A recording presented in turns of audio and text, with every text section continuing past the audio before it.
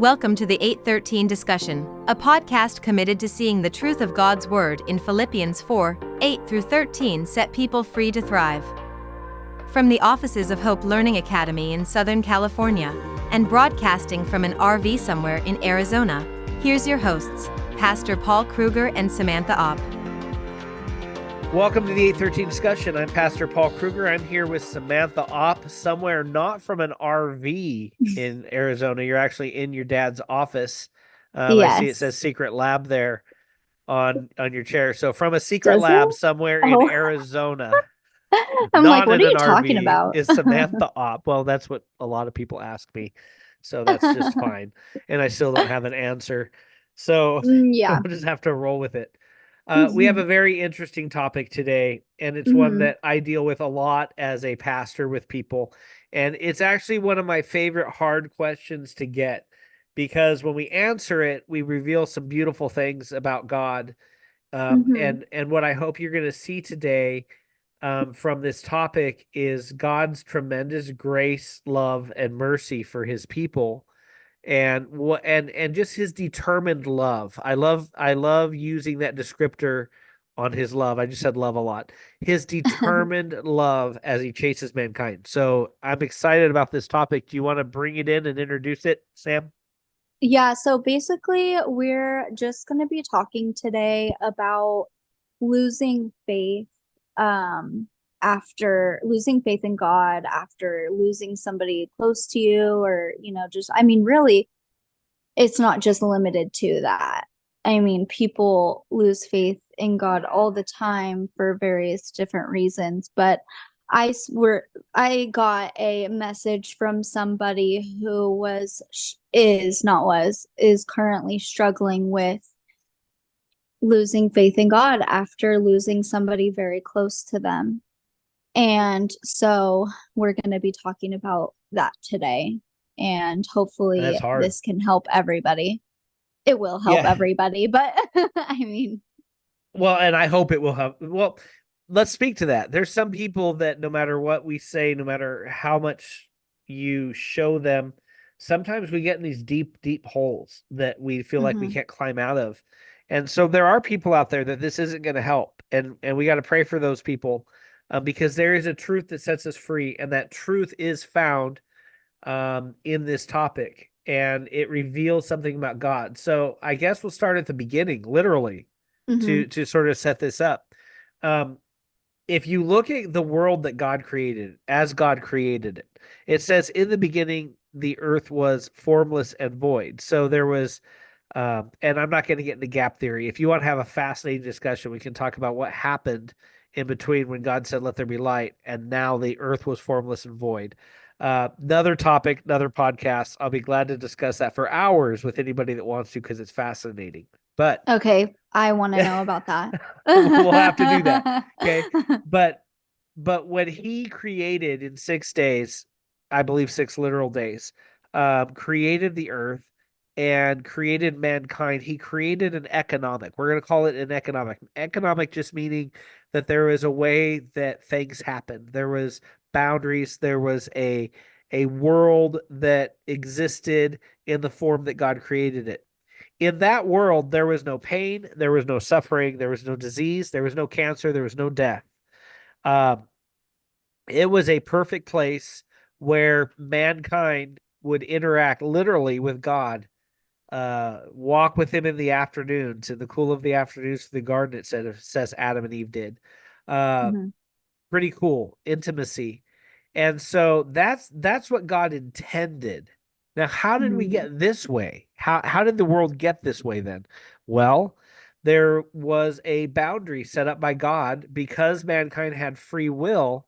If you have the ability to choose something, that means the ability automatically exists to reject something. Here's what rejection of God looked like on behalf of mankind. There was one tree in that garden that God said, do not eat from. And it represented the one defiant act that mankind could engage in the garden. And being mankind, what did we do? We found the one defiant act that we could find to do, and we defied God. And people call it, the Bible calls it the tree of the knowledge of good and evil. I like in my sermons and in other discussions to call it the tree of know-it-all, because that's what Mhm. mankind has done with it, is we act like know-it-alls. Yeah. Well, here's what know-it-all got us. No longer are we subscribing to God's outcomes. If God's in control of all the causes and we've accepted that, then he's also in charge of all the outcomes. Just hold on to that for a second. God's cause, God's outcome. We Once we remove God as the foundation for the cause behind what happens in our lives, we also become responsible for the outcomes. Mhm. So mankind, when he strays away from God's way of doing things, when we come out of alignment with the way God intended life to be, when we leave his paradise presence, when we say, no, my way, not your way, boy, this fruit is good, even though it's going to rot in our mouths, okay, with whatever solution we're turning in. When we turn to those things that aren't in alignment with what God intended, we're Mhm. also responsible for the outcome, which we call a consequence. And we Yeah. teach that all day to our kids. I have Yeah. no problem, a toddler, you reach for a hot plate, you burn your little finger. I know you're crying. I'm so sorry. Mhm. You reach for the hot plate. I swatted your hand away and that stung the top of your little hand, but it's not burned. I'm so sorry that you went through that, but you'll go through it again if you reach for that hot plate. So Right. we deal with that economic that we get mad at God for all the time. So really the biblical basis for why do bad things happen to good people, if there is such thing, how can a good God allow this bad stuff to happen? Um, the real economic is that we cause the bad stuff and God rescues us from it. And he Yeah. rescues us from it in perfect timing. So does that all make Right. sense? Yeah, it does. And I was just gonna say too, it's like, because everybody is always so quick to say, why would God allow this? Why, oh, why would God, save, that person miraculously from that sickness, but then the person next to them die from the same thing? And my favorite to use is a car accident, a drunk driving car accident. Why did God allow that? And it's like, okay, well, first of all, God did not tell that person to go to a bar, drink excessively, and get in their car and drive and hit that Mhm. family, you know? And you never know, too, how God tried to intervene and, you know, conviction, And hey, don't scary do part of that, don't this, do that. sometimes God doesn't intervene on purpose. And we'll talk about that a little bit too. Right. But it's like, you know, it everybody's so quick to blame God when we really should be blaming, that person. Like that person made a huge mistake. And it's Right. sad. It's always sad to me that God always gets the blame for it when it's like I almost can guarantee God did not tell that person, "Hey, get in that, go drink and get super drunk and get in your car and drive. Let me influence you like that." Like that doesn't sound like God. No. And that brings up the second sort of thing that we need to deal with on this topic. So first, why do bad things happen in the first place? But Mhm. then what about God's intervention? Like, Mhm. uh, good God, bad things, what? Like, how do those things reconcile to each other? Well, here's how they reconcile. Okay. If you know me, and you do, Sam, you know me Mhm. very well. Okay. You spent Mhm. what, a couple years of your life with me 5 days a week, whether you Mhm. wanted to or not. Some days you didn't want to. Okay. And so you got to know me really, really, really well. Um, how well do I multitask, in your opinion? I feel like you multitask pretty well for Okay, for a needing to run man. a school. Okay, well, I'm not as good at multitasking as I used to be then. And yeah, when there's a lot of things going on, there's a lot of things going on, I can handle like the crises that are going on in the school, and I can handle, all the personalities going on. But if I was Yeah. handling that and a financial situation and a family situation and maybe something going on in the city and a sheriff's thing or all these little things, Yeah. I'm going to run out of capacity to handle Right. all of those things at Yes, once. of course. Yeah. God does not have that limitation. Mm-hmm. So God not only can handle everything at once perfectly, but he can see how every interaction of matter and mankind and our thoughts and the natural progress and way of things, he can see how every millisecond of all of humanity's timeline interacts, and he can see it from beginning to end all at once, almost like, if I'm standing there watching a line of ants going from their ant hill to the food, the guy Mm-hmm. coming out of the ant hill, a little ant there, he can't see what's ahead of him, but I'm like, oh, I see what you're in for. Oh, there's a stream of water coming. You're going to get washed away. Here, I'm going to divert you. Mm-hmm. I can see that. God has that kind of perspective on mankind. He can see from before us to after us. And Mm-hmm. so, being a good God, he is at work restoring what he had with us in the beginning of the garden. He's restoring us to that. Mm-hmm. And he understands how to get the most people restored to that as possible, because he Yeah. can see how everything that mankind does interacts with itself. So we Right. wonder, why did this person die and that person not die? That's Uh-huh. God's determined love setting things up in a way that's going to get the most people saved. And sometimes while Exactly. we're immersed in that, we don't like how that feels or how it looks. And then the other thing is, sometimes God saves people from more suffering, or sometimes Mm-hmm. he saves them before. I believe, I can't prove this, but I believe this. If God has a choice between killing a Christian and killing a non-believer, the Christian's going home and Right. the believer is going to live. Why? Because he Mm-hmm. wants, in his great grace and mercy, for that person to have more time to Right. accept Christ, rather than to die and lose their opportunity to choose or not choose. Well, and I mean, I don't mean for this to sound mean or blunt, I guess, or anything, but death is a part of life. Like I, why are we so shocked when somebody dies? And why are we so quick to blame God when know that at one point or another, everybody is going to die. That is just what's going to happen. Some sooner than others, some, peacefully, some tragically, but it's like that's what's going to happen. So it's like trying to come up and figure out how to be okay with that and how to still have faith in God, still have a relationship with God in the midst of that, because yes, obviously eh, losing anybody is just sad. Like we don't want to be without our loved ones. We don't want to be, without our close friends and family and, all that. But it's And I like, think that's it, though, right? The emotion is overwhelming. It's not that our thinking brains exactly. can't come to this place where, okay, I get it. Like somebody that's grieving right now, they're like, okay, I get that, but I still feel like Mm-hmm. crap. I know, but bringing that to God, like be talk to God about it and tell Hmm. him I'm so mad at you for some Hmm. reason for this. He can handle it And he can handle and it and wants he to. understands and he is also grieving, understands what it's like to lose somebody. He literally sent his son to die for everyone. Hmm. He There's nothing, understands.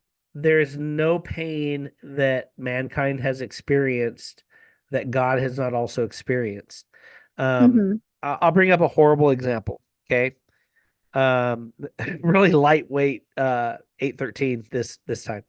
Uh, so I've dealt in my time here in intervening in the lives of teenagers at Hope Learning Academy, and just in my ministry in general.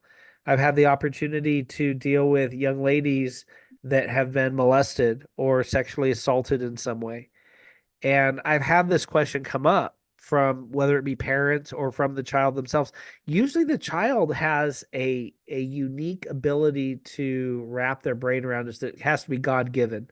But Mhm. sometimes they don't. But they'll ask, like, where was God while my daughter was being sexually assaulted? Or where was God while I was being molested?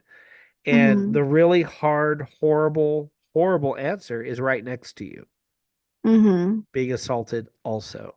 Mhm. Um, there is no pain that we go through that he does not understand or has experienced. Now, the idea that we need to get past is that God's going to help us avoid hard times, that God's going to rescue us from death all the time. He will sometimes, and sometimes he won't.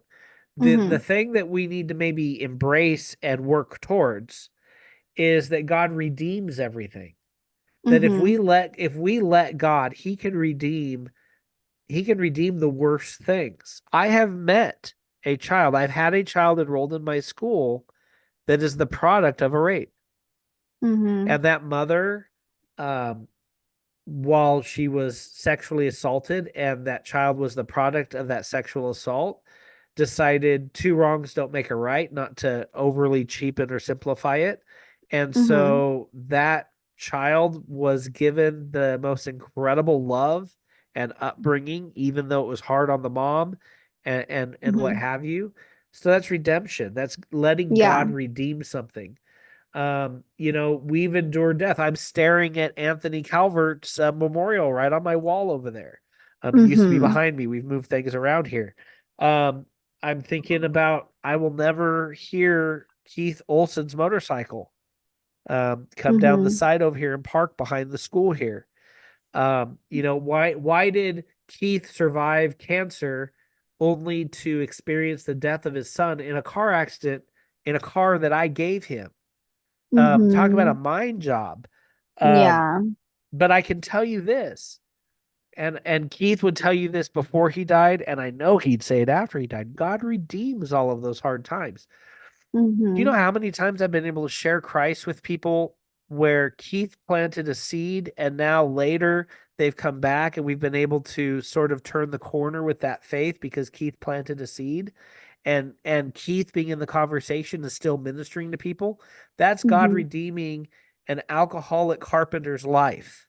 Mhm. I mean, the destruction that went on that he was responsible for was bad too. Josh Olson, there's people that if they knew the bad Josh Olson before transformation, they probably were beat up by him or robbed by him or hurt by him in some way. But the Josh Olson that we got to know here at Hope Learning Academy after God got a hold of his life was one Mhm. that would show up out back here with the worst kid going through the worst Mhm. time and would find a way to that kid's heart and love them right there and be I fiercely loyal to them.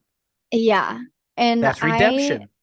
I remember just the last time I ever saw Josh, he just messaged me out of the blue and said, I'm going to pick you up and we're going to go to the mall. And he did. He picked me up and he took me out to lunch and we went to the Temecula Mall and we walked around and we people watched and we smoked cigarettes and we just had a really good time. And then it was shortly after that that he passed. But I will never forget that because it wasn't anything crazy. It was so simple. And in that moment, it was something that I needed that stuck with me to this day. And that was over 10 years ago, Mm-hmm. you know? I know it's been a long And time. and also, you know, something that you told me a long time ago when I was in the school that has always stuck with me. We were talking about something bad that happened to me and you were, helping me process it and we were talking through it.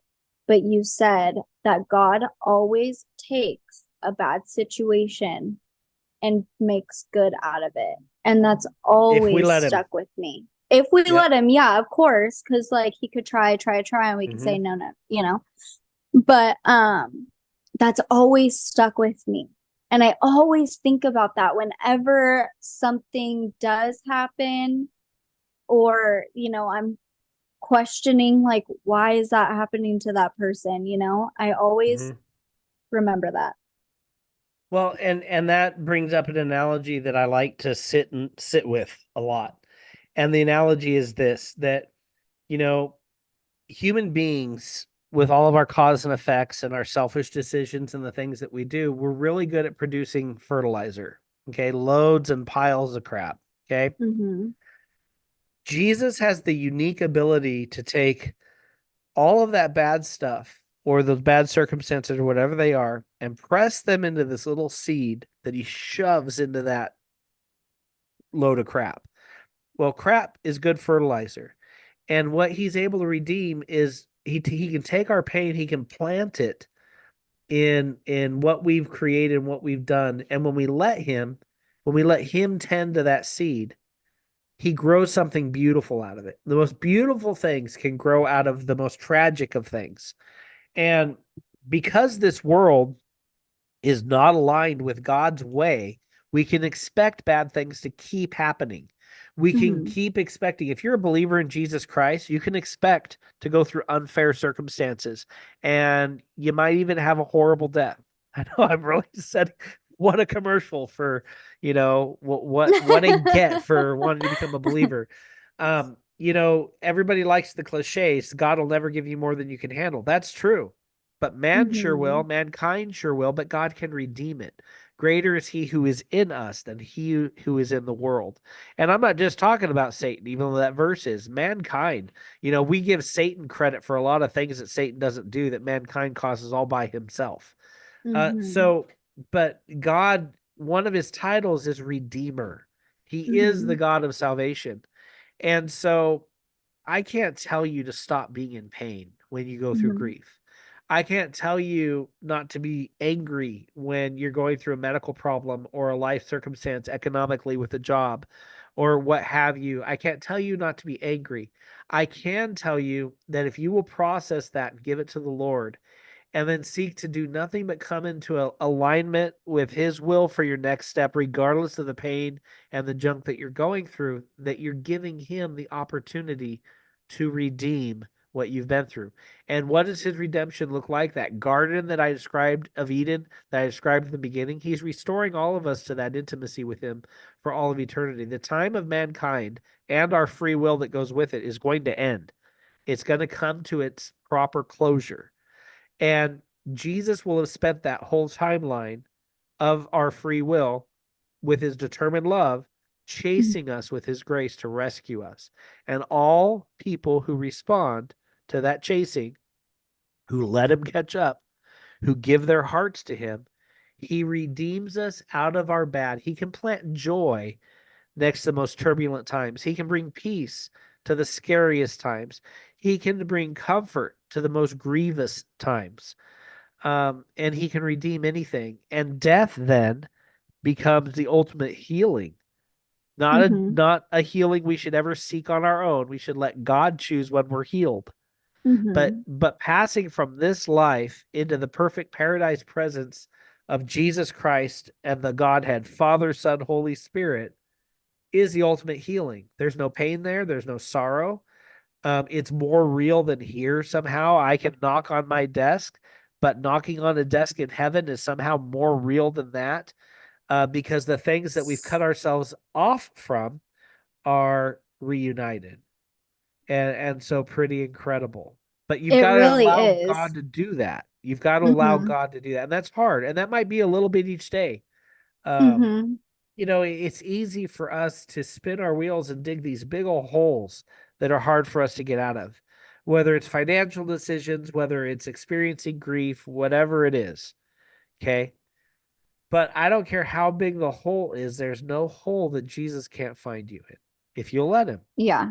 There's no I dark I place want to he can't share, shine his light in. Go ahead. right. I want to share something. This is kind of off topic, but it just like goes with just like how amazing and redeeming God is. Okay, so um when I was younger, one of the things that I used to do all the time was write. I used to write poems. I used to write little books, short stories, what have you. Like it was my favorite thing to do.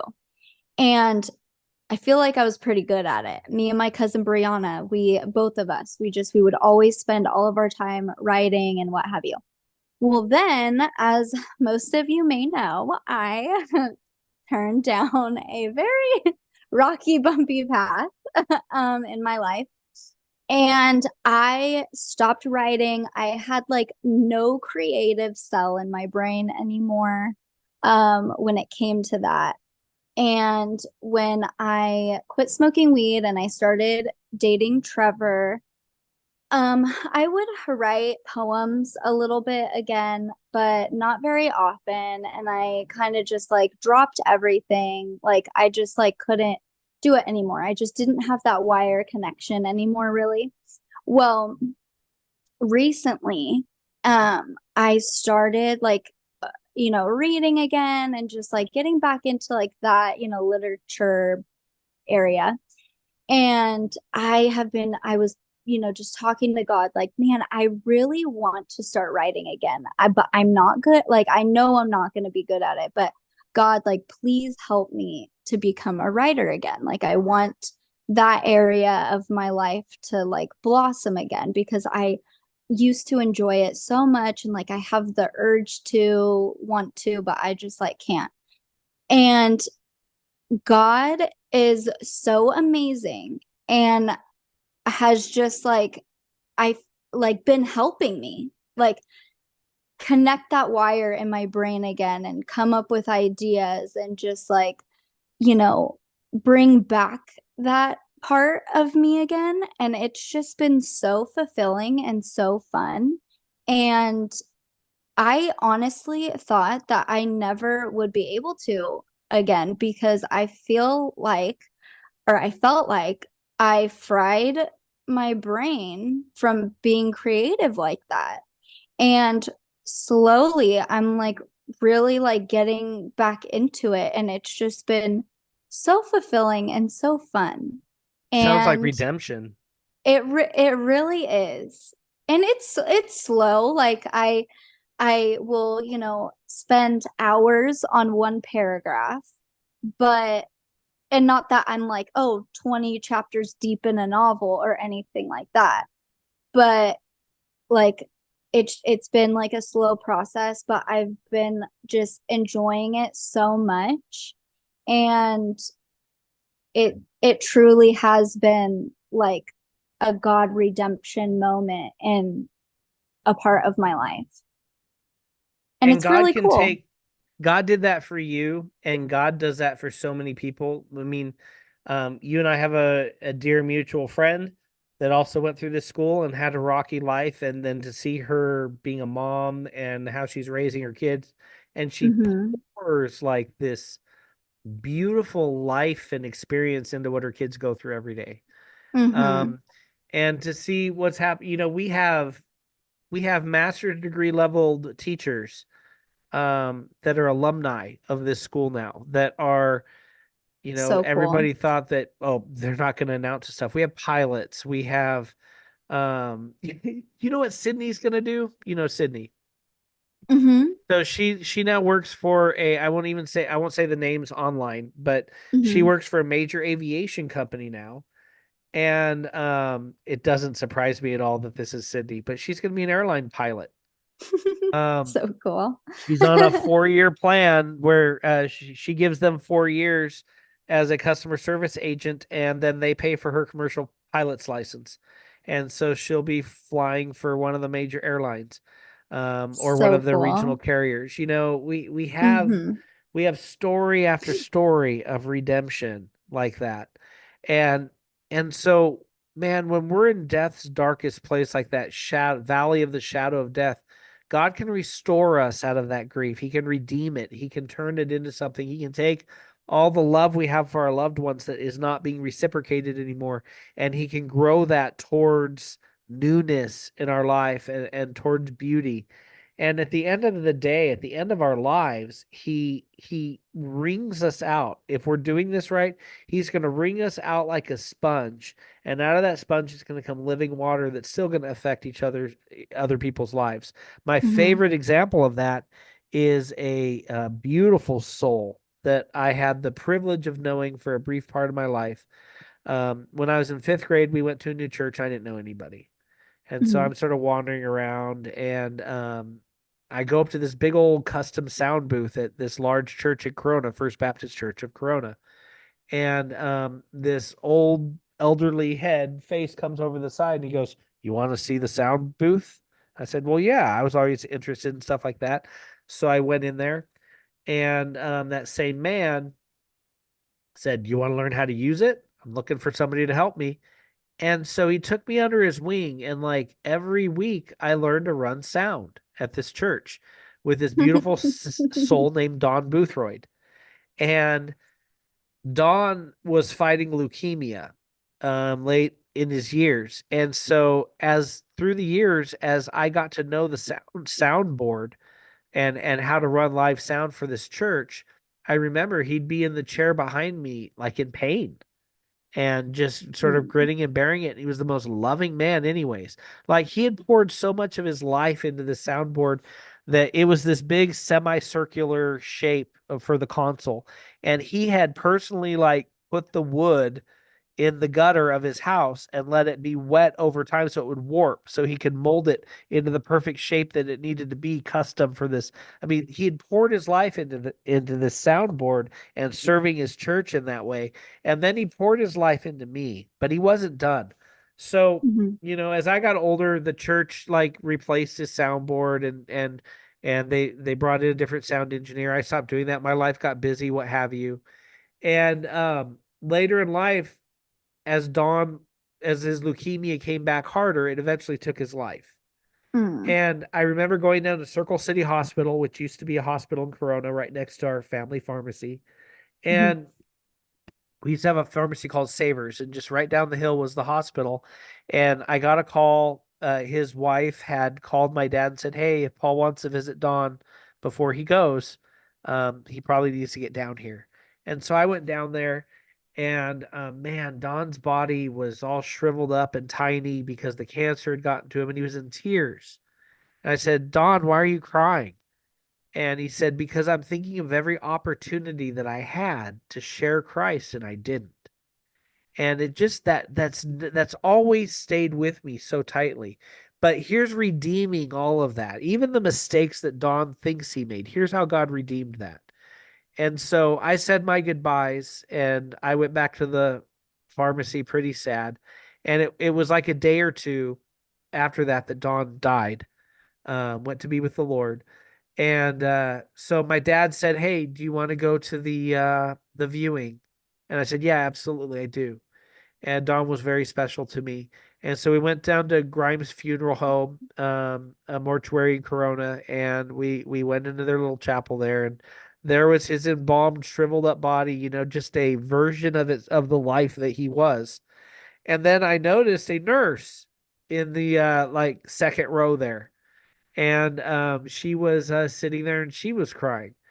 And I grew up going in and out of the hospital, so I knew all these people. And I said, Mhm. "Hey, you're one of his nurses, aren't you?" And she goes, "Yeah, you're the kid that came and saw him." I said, "Yeah."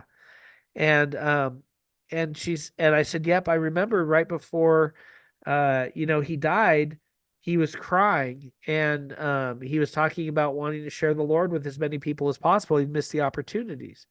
And she said, "Well, I'm one of those opportunities. I accepted Jesus with him the night before he died. I accepted Christ." Um, God rang out his life to the very end. He redeemed even that pain that Don was feeling at the end. Like people would say, "How could a good God let Don Boothroyd die in pain of cancer?" This wonderful soul that served his church. Well, because he was chasing a nurse, and that pain was temporary. And what God restored Don into um, doesn't compare to one moment of the pain he went through. And so we just don't have a heaven perspective. We're not good at it. We're Mhm. immersed in this world that's full of cause and effects that are selfish, that are painful, Mhm. that are evil sometimes. Um, Mhm. and so we just don't see things clearly. We don't see Right. through a clear lens. Yeah. So, um, And God knows that too. Like he does. he knows how hard it is to live in this Yeah. world. Yeah, he's definitely ready for all of our complaints and all of our issues. Mhm. Um, so I think that we were planning on sharing some verses, just some Mhm. encouragement as we leave this topic here for this recording.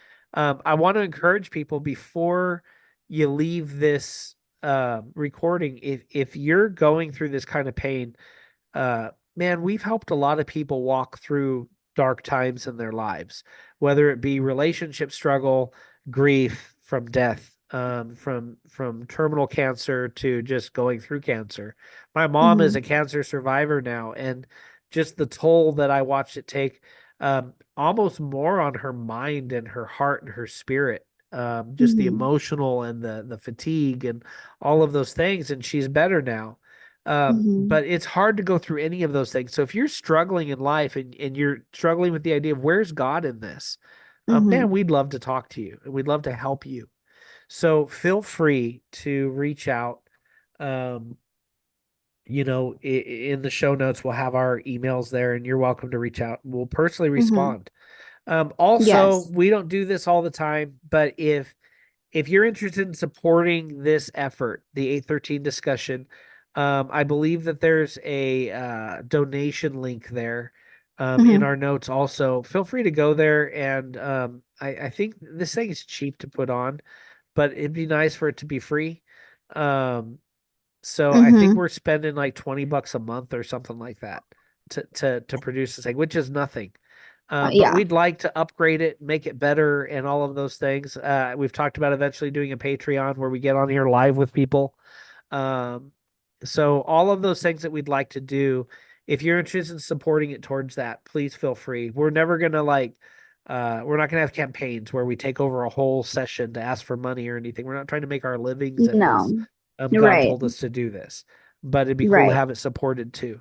So with that, ready to go through some verses? Yes. All right, Romans 8:28. One of most believers that have been believers for a while, this is a favorite. We know that for those who love God, all things work together for good, for those who are called according to his purpose. If you're a believer in Jesus Christ, that's for you. If you're not a believer in Jesus Christ, that's not for you. Mhm. Um, if you want to become a believer in Jesus Christ, we'll be giving you the opportunity here at the end of this recording to pray with us to do exactly that. But if you Mhm. are a believer in Jesus Christ, God is at work redeeming what you're going through. You have to let him. And sometimes that Mhm. means coming back into alignment with what he told us to do. I know every consequence in my life has been born out of what somebody did to me or a choice I made. But God can redeem even those outcomes. Um, Genesis 5:20. As for you, you meant evil against me, but God meant it for good, to bring it about that many people should be kept alive as they are today. So even the bad stuff that happens today in the world, God will redeem it to turn out for good. John 16:33. I have said these things to you that in me you may have peace. In the world you will have tribulation. That's hard times. But take heart, I've overcome the world. Sometimes we have to just reset and say, okay, God's overcome this too. Matthew 5:45. So that you may be sons of your Father who is in heaven. For he makes his sun rise on the evil and on the good, and he sends rain on the just and the unjust. But understand, at the end of the days, this is me, not the verse.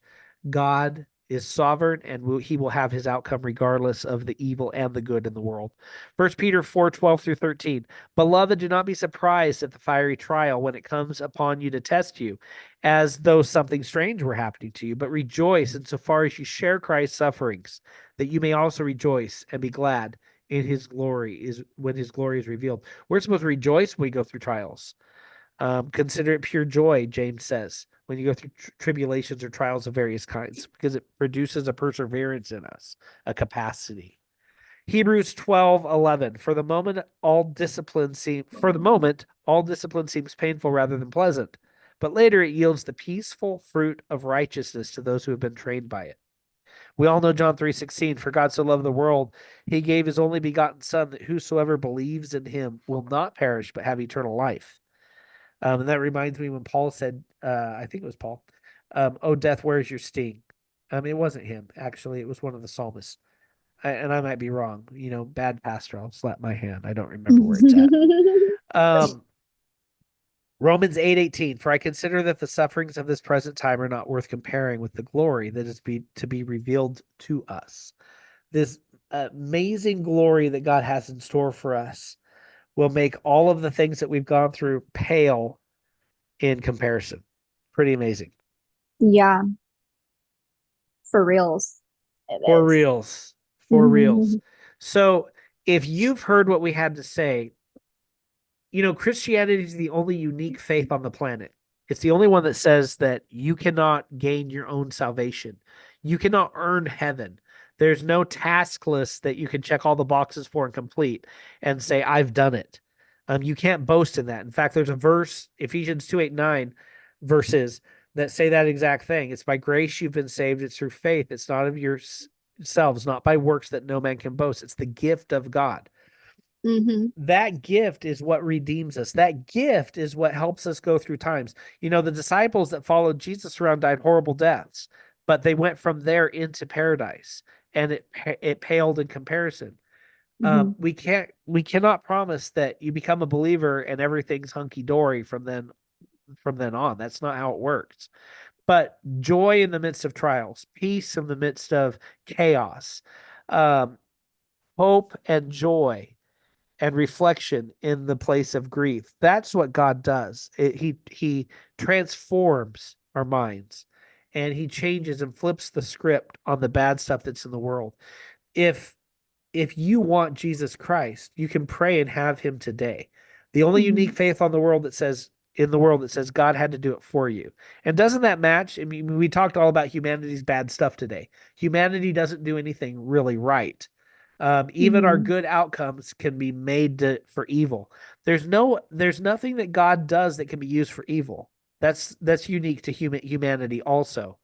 But Judaism, Buddhism, Islam, Jehovah's Witness, LDS, Hinduism, all the isms of the world, they all say that you can reach nirvana or the good place or heaven or whatever through your own effort or adherence to some religious tradition. Only Christianity says you can't do it. Jesus has to do it for you. And for me, ding, ding, ding, that matches the way the world is. And so I invite anybody listening to this that has not placed their faith in Jesus Christ. It is the difference between an eternity spent in the presence of God and an eternity spent not in the presence of God. I invite you to a relationship with my God, with Jesus Christ, who will love you right where you're at. It's not about church or religion. It's about becoming the church, becoming a person that's part of God's church.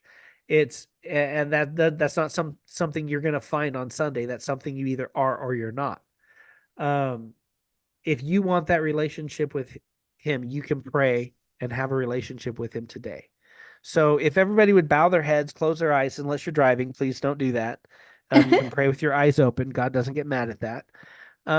If you today are feeling that sort of thumping on your heart, that knocking, that the Lord calling your heart and saying, hey, this was for you today, and you want what Don Boothroyd had on his deathbed and what Sam had as God's reconnecting the neurons in her brain to be a writer again.